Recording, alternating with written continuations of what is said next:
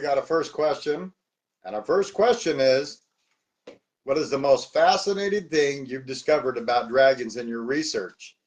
And mine was kind of, the most fascinating, I would like to think, was all the different species of dragons.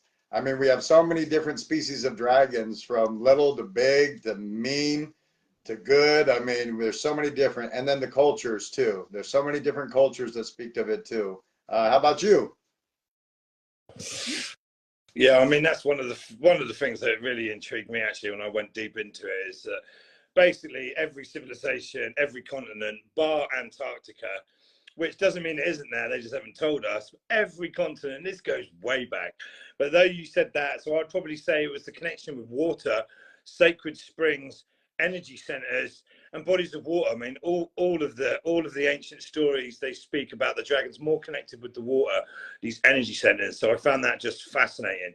And that even goes into the more, I say modern, but from the ancient stories to the more sort of European stories. Even then, even the King Arthur story spoke of when Merlin was called to this certain king, and there was two dragons. They fought that every day. They were building their temple, building their castle, and the walls would fall down.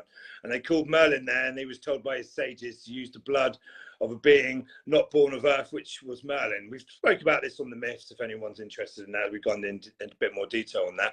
But even under there was two dragons in a lake. So there seems to be a great connection with water, ley lines, dragon lines, energy centers, and bodies of water. So I found that just fascinating. And I mean, I've experienced the dragon energy, as some people well know, like the last 7 months, man. It was a new experience for me. It wasn't something I didn't believe in, but through meditation, man, I've seen like a golden dragon over and over again.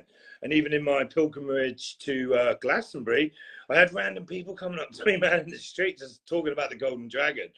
So this was a very good one for me because I've actually gone.